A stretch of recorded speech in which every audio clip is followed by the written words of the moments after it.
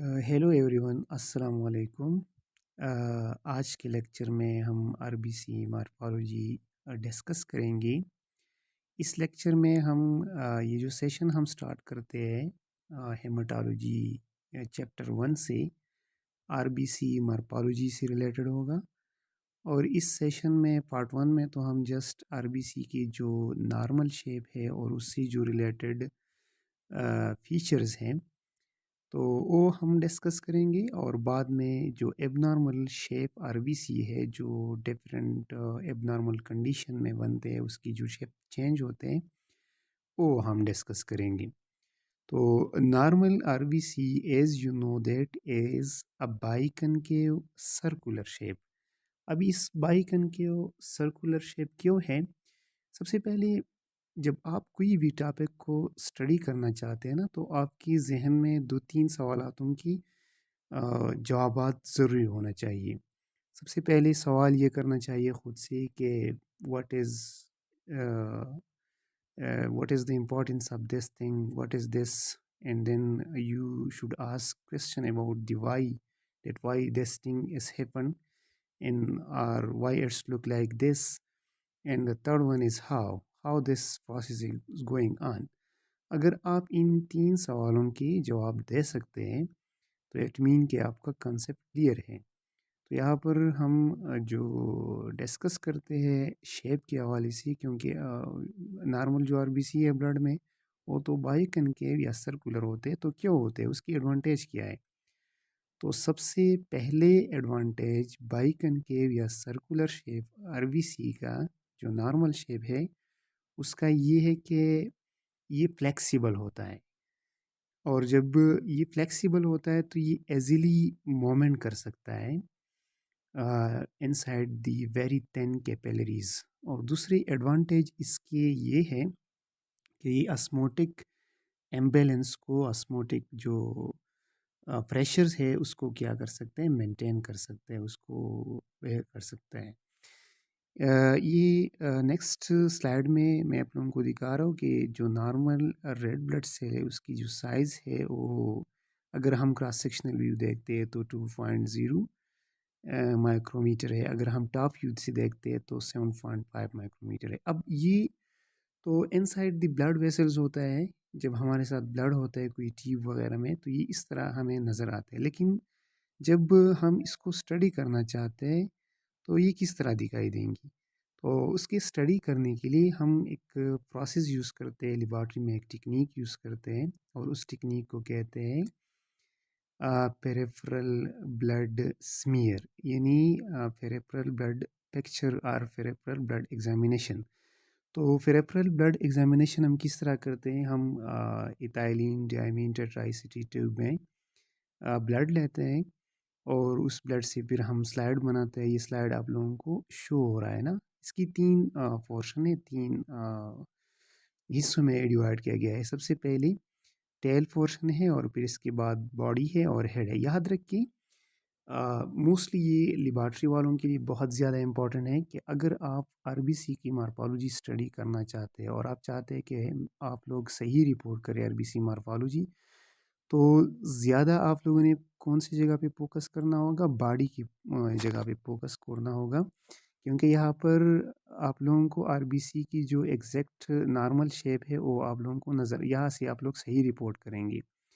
जो टेल है उसमें अब आरबीसी इस तरह होता है कि फ्लैट टाइप होता है, वहाँ पर पॉलीक्रोमेसिया भी आप लोगों को थोड़ा बहुत ज़्यादा नज़र आएंगी। और जो बॉडी है उसमें तो आरबीसी लोडेड फॉर्म में होते हैं, तो वहाँ से भी आप लोगों को सही इसका जो शेप है वो नज़र नहीं आएगा। तो यहाँ पर लेबॉरेटरी वर्कर्स के लिए सबसे इम्पोर्टेंट पॉइंट ये है कि आपने जब किसी ब्लड को, जब आरबीसी की शेप को स्टडी करना होता है, उसका एग्जामिनेशन करना होता है, तो आपने स्लाइड प्रिपरेशन के बाद आपने उसको जो बॉडी पोर्शन है उसमें, यानी टेल की जो करीब पोर्शन है उसमें आपने उसको ऑब्ज़र्व करना होता है। इसके बाद इससे रिलेटेड एक टर्म है जो कि मोस्टली जो टेक्नीशियंस होते हैं या टेक्नोलॉजिस्ट होते हैं उसके लिए ये बहुत ज़्यादा इम्पोर्टेंट है कि इस चीज़ को वो समझें। और इस चीज़ के बेस पे हम बहुत सारी एनीमियास को डिफरेंशिएट करते हैं। और वो MCV है, मीन सेल वॉल्यूम, यानी इसको हम मीन कार्पस्कुलर वॉल्यूम और मीन सेल वॉल्यूम भी कहते हैं. It's a measure of the average volume और red blood corpuscles. The measure is obtained by multiplying a volume of blood by the proportion of blood that is cellular and divide that product by the number of erythrocyte in that volume. यानी ये basically mean cell volume होता है और ये हम average volume of red blood corpuscle measure करते हैं. अब इसकी जो नॉर्मल वैल्यू है वो 76 से लेकर 96 है, और अगर 76 से ये कम हो जाए तो हम इसको फिर माइक्रोसेटिक कंसिडर करेंगे, और अगर 96 से ऊपर हो जाए तो फिर हम उसको मैक्रोसेटिक कंसिडर करेंगे. अब इससे जो रिलेटेड कंडीशन है वो आहिस्ता आहिस्ता हम आगे जो लेक्चर है उसमें हम कवर करेंगे. लेकिन इम्पॉर्टेंट पॉइंट यहाँ पर ये है, और जो एग्ज़ाम से रिलेटेड है या मतलब टेक्निकली वो बहुत ज़्यादा इम्पॉर्टेंट है, वो है कि आप MCU को किस तरह कैलकुलेट करेंगे. MCV की जो कैलकुलेशन है वो हम इस फार्मूले से करते हैं कि सबसे पहले आपने हेमाटोक्रेट को फाइंड आउट करना होता है. What is haematocrit? Hematocrit is basically the percentage of RBC or the average volume of the RBC or the ये जो पैक सेल वॉल्यूम है उसको हम क्या कहते हैं, हेमाटोक्रेट कहते हैं. तो उसको आपने मल्टीप्लाइड बाय 10 करना है, और नीचे जो आपकी RBC काउंट है पर माइक्रोलीटर पर फेमटोलीटर उस पे डिवाइड करना है. तो इससे आप लोगों के पास आएगा MCV. अब अगर ये MCV इसकी जो नॉर्मल रेंज है वो तो हमने बता दिया कि 76 से लेकर 96 फेमटोलीटर है MCV का. अब अगर ये 76 से कम है तो ये माइक्रोसेटिक होगा, अगर 96 से ज़्यादा है तो ये मैक्रोसेटिक, और अगर 76 और 96 के दरमियान है तो ये नॉर्मोसेटिक होगा. अब इसी RBC की मॉर्फोलॉजी से रिलेटेड दो टर्मिनोलॉजी हम यूज़ करते हैं. एक को कहते हैं अनीसोसाइटोसिस और दूसरे को कहते हैं पाइकिलोसाइटोसिस. तो ये आगे एक स्लाइड है. सबसे पहले व्हाट इज़ अनीसोसाइटोसिस. अगर आप एक ब्लड एग्जामिनेशन करते हैं और उसमें आपके पास आ जाता है कि सेल साइज़ डिफरेंट है, कुछ सेल ऐसे कि छोटे हैं साइज़ में और कुछ ऐसे कि वो लार्ज हैं. अब किस तरह आपको पता चलेगा कि RBC की जो नॉर्मल शेप है वो इस तरह है और इसकी नॉर्मल साइज़ इतनी है. तो हमने पिछली स्लाइड में बता दिया कि 7.2 माइक्रोन जो है वो RBC की नॉर्मल साइज़ है. अब ये आप कंपेयर करेंगे लेम्फोसाइट से पेरिफेरल ब्लड. जब आपकी उसकी एग्जामिनेशन करते हैं तो आप उसको कंपेयर करेंगे लेम्फोसाइट यानी स्मॉल लेम्फोसाइट की न्यूक्लियस से, और उसके बेस पे आप कहेंगे कि अगर उसके बराबर है वो तो आप नॉर्मल कंसीडर करेंगे, अगर उससे उसका जो साइज़ है वो बड़ा है तो आप मैक्रोसाइट कंसीडर करेंगे, अगर उससे उसके साइज़ कम है तो फिर आप उसको माइक्रोसाइट कंसीडर करेंगे. और दूसरा मैक्रोसाइट, माइक्रोसाइट और नॉर्मोसाइट हम MCV की बेस पे भी कंसीडर कर सकते हैं. तो इस साइज़ वेरिएशन, ये जो साइज़ वेरिएशन है उसको कहते हैं अनीसोसाइटोसिस. जबकि दूसरी तरफ नॉर्मल RBC तो सर्कुलर होता है या बाइकन होता है, लेकिन अगर उसकी शेप चेंज हो जाए, वो वेलोसाइट हो जाए, या उसका जो शेप है वो टीयर ड्रॉप की तरह हो जाए, या बैड सेल उसमें नज़र आ जाए, तो यानी जो उसकी शेप में वेरिएशन आ जाए तो फिर हम उसको पाइकिलोसाइटोसिस कहते हैं. तो ये दो टर्म्स हैं, बहुत ज़्यादा है. इस ऐसे तो बहुत से रिलेटेड चीज़ें हैं RBC से, लेकिन वो चीज़ें हम इधर डिस्कस करेंगे जो क्लिनिकल इम्पॉर्टेंट हो, जो लेबॉर्ट्री वर्कर के लिए वो बहुत ज़्यादा अहमियत रखते हो. तो वही चीज़ें हम इधर क्या करेंगे, डिस्कस करेंगे.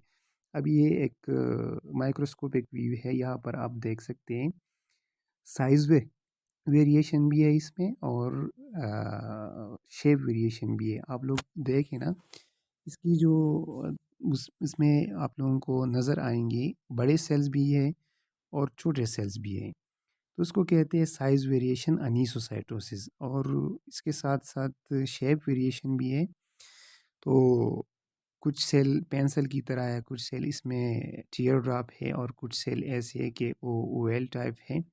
तो फिर हम उसको कहते हैं पाइकिलोसाइटोसिस. इस स्लाइड में आप लोग देखें ना, इसमें नॉर्मल RBCs भी है और एबनॉर्मल भी है। यहाँ पर देखिए ये एक अदर व्यू है, माइक्रोस्कोपिक व्यू है, ये आप देख सकते हैं। इसमें आपने इसकी जो आरबीसी की जो शेप है वो आपने कंपेयर करना होता है एक लिम्फोसाइट से, लिम्फोसाइट की न्यूक्लियस से। अगर उस न्यूक्लियस से उसकी जो शेप है उसकी बराबर है स्मॉल लिम्फोसाइट की, तो इसका मतलब ये है कि आपकी जो आरबीसी है नॉर्मल है। अगर उससे उसका साइज़ कम है तो आपने हर एक पीड़ को देखना होता है कि इसमें मेरे पास माइक्रोसाइट कितने आते हैं, मैक्रोसाइट कितने आते हैं और नॉर्मोसाइट कितने होते हैं। तो इसके लिए आपने हर एक पीड़ को स्टडी करना होता है और फिर उस हिसाब से आपने आरबीसी की मॉर्फोलॉजी की वो देखने होते हैं। सबसे ज़रूरी चीज़ क्या होता है, आरबीसी शेप होते हैं कि उसकी शेप में कोई वेरिएशन तो आया नहीं है। अगर उसकी शेप में वेरिएशन आ गया है तो फिर हम उसको पाइकिलोसाइटोसिस कंसीडर करते हैं। और जब आप स्मीयर रिपोर्ट करते हैं तो ये दोनों चीज़ें बहुत ज़्यादा अहमियत रखते हैं। तो ये था एक छोटा सा लेक्चर, इस तरह इससे जो रिलेटेड चीज़ें हैं नेक्स्ट उसमें वो हम नेक्स्ट लेक्चर में डिस्कस करेंगे इंशाल्लाह। ये आरबीसी जितनी भी एबनॉर्मल शेप में पाए जाते हैं और उससे जो रिलेटेड डिजीज़ कंडीशन होते हैं और वो किस तरह रिपोर्ट किया जाता है पेरिफेरल ब्लड स्मीयर में, तो हम नेक्स्ट लेक्चर में इंशाल्लाह डिस्कस करेंगे। Thanks for your time and for your watching, and please subscribe my YouTube channel.